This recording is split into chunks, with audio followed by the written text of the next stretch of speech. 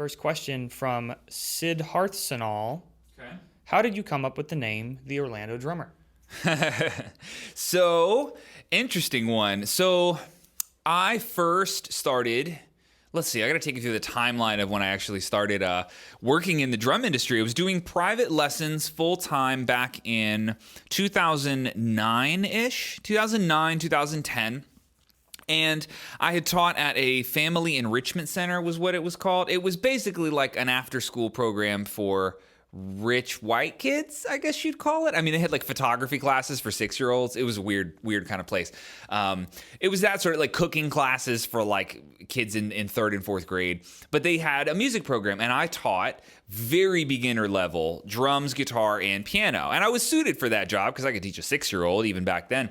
And then I started booking privately. There were people who had either moved or had left that school, and they still wanted their kid to study with me. They were like 9 and 10 years old back then.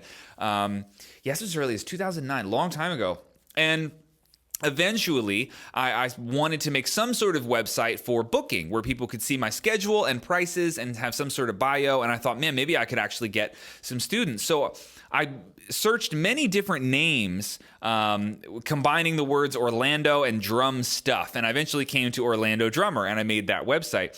And obviously, the rest is history. Eventually, I went online, and I sort of kept that name, Orlando Drummer. But I can tell you one thing that I regret about the name Orlando Drummer is that, one, I ended up starting a business that is worldwide, and I have the city in my name, which does not make a lot of sense. By the time I realized this and tried to fix it, it was too late, right? It was like I had to basically start over, and I thought that would be a worse decision to make.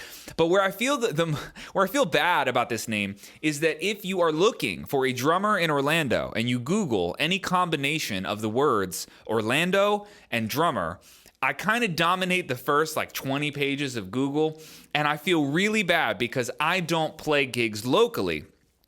So I'm not the guy you're looking for. The guy you're looking for is on page 53, and he totally deserves to be found if he is gigging locally and he's a drummer in Orlando. So part of me is sort of like, oh man, like I didn't mean to do that necessarily, but that's just kind of what ended up happening. So, and I've also thought before, if I ever moved, would I change it? I almost moved to Atlanta maybe like 6 or 7 years ago, and I didn't, but I was really on the fence of like, should I buy atlantadrummer.com?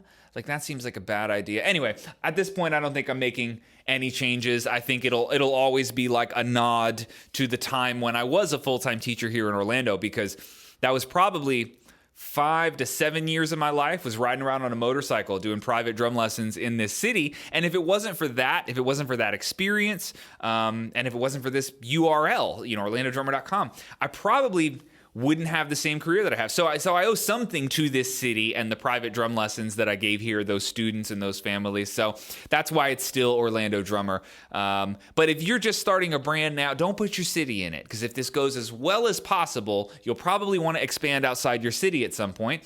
And you don't want to be in my position. So yeah, that's where it came from though.